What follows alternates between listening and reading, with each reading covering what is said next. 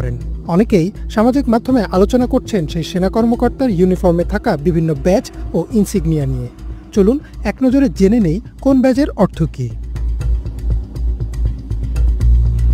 সেনা কর্মকর্তার কাঁধে যে ইনসিগনিয়া দেখা গেছে তা হচ্ছে একটি শাপলা ও একটি তারকা, যার অর্থ তিনি একজন লেফটেন্যান্ট কর্নেল পদবীর অফিসার। বাংলাদেশ সেনাবাহিনীর অফিসিয়াল রিক্রুটিং ওয়েবসাইটের তথ্য মতে লেফটেন্যান্ট কর্নেল সাধারণত একটি ব্যাটালিয়নের নেতৃত্ব দেন, পাশাপাশি ফরমেশন লেভেলে তিনি সিনিয়র স্টাফ অফিসারের দায়িত্ব পালন করেন। এছাড়াও সেনাবাহিনীর বিভিন্ন প্রশিক্ষণ কেন্দ্রের প্রধান প্রশিক্ষকের দায়িত্ব পালন করেন একজন লেফটেন্যান্ট কর্নেল, অর্থাৎ তরুণ অফিসার ও সৈনিকদের প্রশিক্ষণের দায়িত্বে থাকেন তিনি।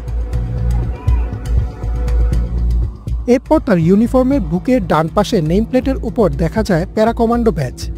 প্যারা কমান্ডো হচ্ছে বাংলাদেশ সেনাবাহিনীর এক বিশেষ কমান্ডো দল। দুঃসাহসী এই দল শত্রুর অবস্থানের পেছনে প্যারাশুটের সাহায্যে অবতরণ করে গুরুত্বপূর্ণ লক্ষ্য